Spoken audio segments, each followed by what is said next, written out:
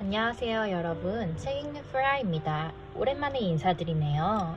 오늘 리뷰할 책은 김영하 씨의 작별인사라는 새로운 장편 소설입니다. 김영하 씨가 9년 만에 오랜만에 발간한 장편 소설인데요. 저는 김영하 씨의 개인적인 팬이기도 해요. 오직 두 사람이라는 단편 소설을 통해서 한국 소설을 처음 접해봤고, 그가 가진 오묘하게 빠져드는 그런 서체라든지 그 안에 생각지도 못한 반전 등등 너무 빠져들게 되어서 처음으로 읽게 되었는데요. 이 책을 읽고 싶었던 두 번째 이유는 예전에 제가 즐겨보던 알쓸신잡이라는 프로그램이 있어요. 여러 각계각층의 전문가들을 모아놔서 여행을 가게 하고 인문학적인 여러 가지 주제에 대해서 토론하게 하는 재미있는 프로그램이었는데요. 김영하 씨와 함께 나오던 카이스트 정재승 교수님이 휴머노이드라는 얘기를 처음 언급하시더라고요. 휴머노이드가 인간이 창조해낸 인간같이 만드는 로봇이거든요. 이게 어떻게 이 책에서 다뤄질까? 이 두 가지 호기심과 관심으로 인해서 책을 추천드리고 읽고 싶었어요. 자, 그러면 김영하 씨가 살인자의 기억법 이후 9년 만에 발간한 장편 소설 작별 인사를 다뤄볼까요? 줄거리는 간단하게 말씀드려볼게요. AI가 발전한 근미래가 배경이고요. 주인공인 철이는 평범한 가정에서 아빠와 고양이들과 함께 살아갑니다. 하지만 어딘가 아빠가 철이를 밖으로 못 나가게 하는 듯 이상하고 의심스러운 부분이 있었어요. 하지만 철이는 나가지 말라는 말을 듣지 않고 나가서 수용소에 갑자기 갇히게 돼요. 왜냐하면 철이가 휴머노이드였기 때문이죠. 하지만 철이는 전혀 그것을 자각하지 못하고 지금까지 살아왔어요. 그곳에서 미니와 선이라는 두 캐릭터를 만나게 되는데요. 미니 같은 경우는 휴머노이드이긴 하지만 어떻게 보면 반려견처럼 사랑을 주게 되고 굉장히 애교가 많게 창조된 휴머노이드였고요. 선이는 굉장히 인간 같은, 인간일 수도 있겠다라는 의심이 들 만큼 되게 인간스럽고 묵직한 그런 캐릭터였고, 수용소에서 빠져나가서 더 좋은 삶을 살려고 노력하는 인물이었어요. 그 세 인물이 만나서 여러 가지 이야기도 나누고 휴머노이드에 대해서도 얘기를 나누다가 결국 기회가 돼서 수용소를 도망치게 됩니다. 그 와중에 미니가 피치 못한 사고로 목이 잘리게 되고요. 선이는 그런 미니를 살리고자 아둥바둥합니다. 그 와중에 달마라는 캐릭터를 만나요. 이 달마는 미니처럼 쓸모가 없어진 휴머노이드를 처리하는 그런 업장의 관리인이었죠. 달마가 여기서 철이에게 너는 굉장히 휴머노이드지만 인간과 거의 흡사하게 만들어졌다, 이런 말을 건네면서 미니를 살리고자 하는 선이에게는 미니를 왜 살리고 싶냐? 미니가 살리더라도 휴머노이드가 될 것이고 미니가 다시 고통을 겪어야 될 수도 있다 하면서 여러 가지 철학적이면서도 도덕적인 질문들을 보는 사람들로 하여금 들게 하는데요. 어쨌든 달마와의 에피소드가 끝나고 철이의 육체가 파괴되는 일이 벌어집니다. 이것은 결국 나중에 이야기가 나오지만 철이를 만들어낸, 철이를 창조해낸 아빠가 방해를 했기 때문이죠. 그렇게 철이의 몸은 복원되지 않고 철이를 창조해낸 아빠는 말레이시아에 있는 한 정신병원에 갇히게 됩니다. 그리고 나서 철이는 네트워크 사이를 돌아다니며 의식으로서 존재하면서 사는데요. 어느 날 선이가 나타나 철이를 복원시키고, 선이와 철이는 그렇게 잘 지내다가 선이는 휴머노이드로서의 수명을 마감해 좋아하던 빨간머리 앤 소설을 읽으면서 죽음을 맞이하게 됩니다. 그렇게 선이가 죽고 철이도 초원을 떠돌며 있다가 새끼를 보호하려고 하는 어미곰을 만나 오해를 받아서 육체를 파괴시켜지게 됩니다. 그렇게 처리는 또다시 한번 육체가 파괴되고요. 처리는 네트워크 상에서 영원히 존재할 수 있는 선택을 가졌지만 죽음을 맞이하게 됩니다. 즉 죽음을 선택한 거죠. 자, 이렇게 짧은 줄거리를 리뷰해봤는데요. 굉장히 무거운 주제일 수도 있지만 굉장히 가볍고 쉽게 다루는 책이라서 모두가 쉽게 접할 수 있을 것 같아요. 여러 가지를 한번 이야기를 나눠보고 싶어요.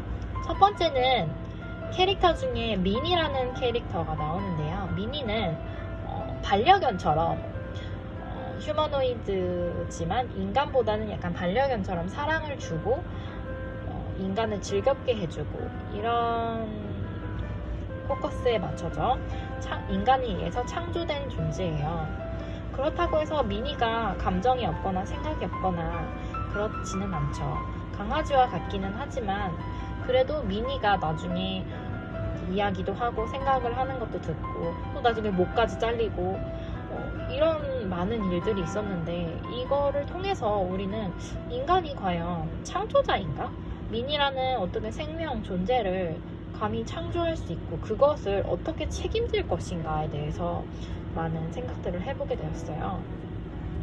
우리가 복제양 돌리가 나왔다고 했을 때 굉장히 많은 반응이 있었죠.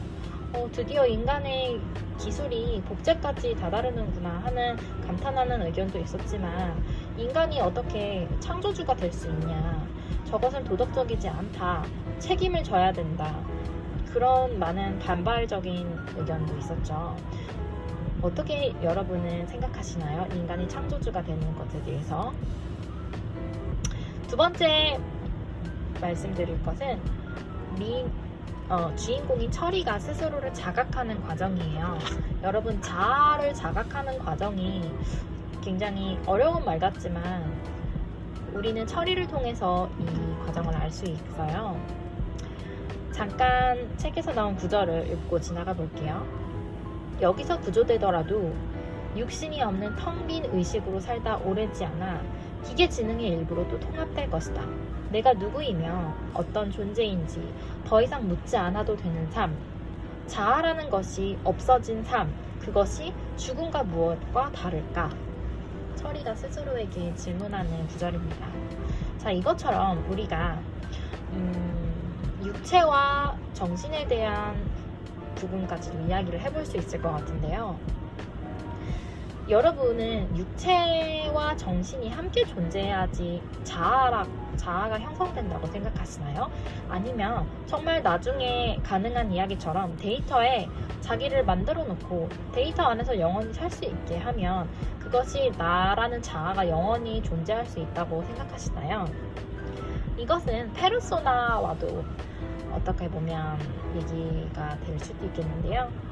페르소나, 즉 쉽게 말하자면 요즘 유행하는 메타버스죠. 메타버스 안에서 다른 자아를 발견할 수 있고 아바타를 만들므로써 거기서 새로운 자아를 만들어낼 수 있어요.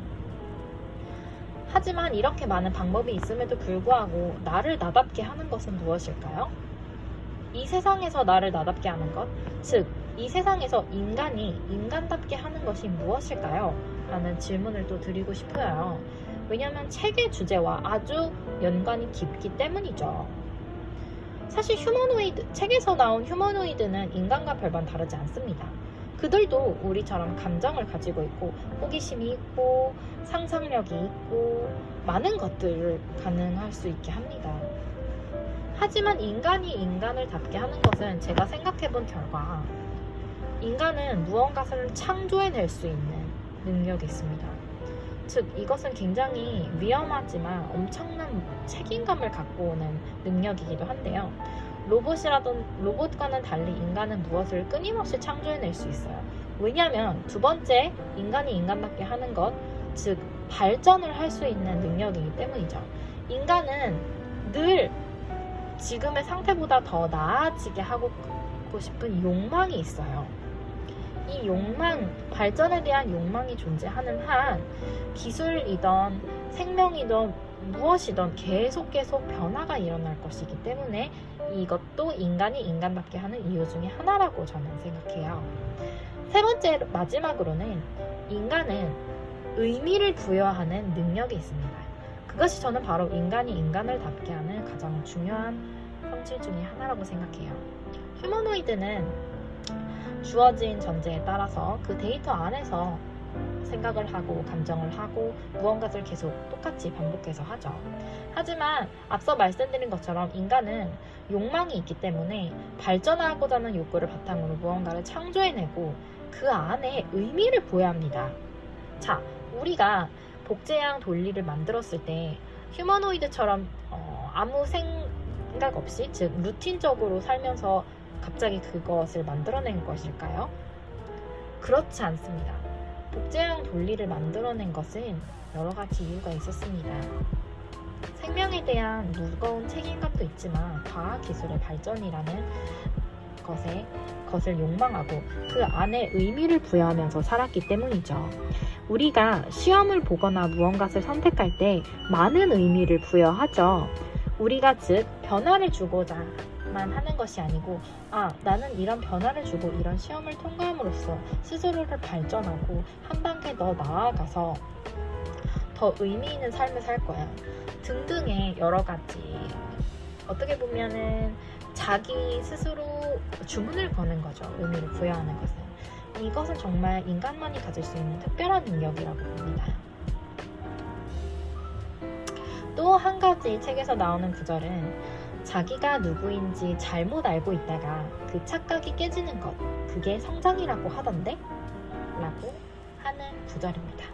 자, 자기가 누구인지 모르고 있다가 그 착각이 깨져버리는 그 엄청난 사건을 통해서 성장이라고 책에서는 말합니다.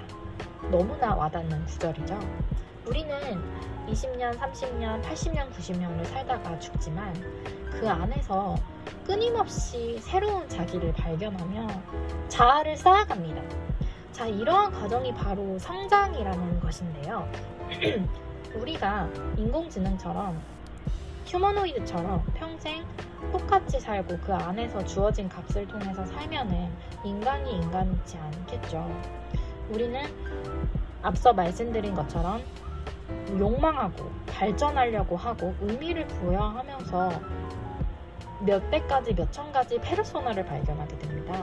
그 안에서 놀라기도 하고 슬퍼하기도 하고 충격을 받기도 하죠. 하지만 그 일련의 모든 과정들이 즉 성장이 있기 때문이었던 것입니다. 자, 마지막으로 간단하게 서평을 공유드려 볼게요. 이 작별인사라는 책은 생명과 인간됨이라는 무거운 주제를 아주 가볍게 쉽게 읽게 다뤄주는 좋은 책이에요. 인간의 존엄성이란 것도 다시 생각해 보게 되는데요. 인간의 존엄성이 왜 중요하고 우리가 이것에 대해서 생각해 봐야 될까요? 바로 인간의 삶은 시작이 있듯이 끝, 즉 죽음이 있기 때문입니다. 주인공 철이는 맨 마지막에 데이터 안에서 영원히 살 수 있음에도 불구하고 육체가 죽음으로써 정신도 죽는 선택을 하게 돼요. 즉 철이는 마치 인간과 굉장히 흡사하게, 어쩌면 인간이었을 수도 모르죠. 인간과 같이 삶에 대한 애착, 즉 집착이 있었기 때문이죠. 이것이 바로 인간이 인간됨을 만드는 것이고 인간의 존엄성이 있기 때문입니다. 주인공 철이처럼 우리 인간들은 죽음을 늘 즉시하면서 삽니다. 죽음, 즉 끝이 항상 있는 것을 알고 그것을 자각하면서 살면 삶에 대한 애착과 집착이 더 많아지죠. 끝을 알면서 매일 하루를 시작하는 삶, 여러분은 어떻게 생각하시나요? 여러분만의 의미를 부여하면서 매번 사시나요? 김영하 소설 작별 인사였습니다. 감사합니다.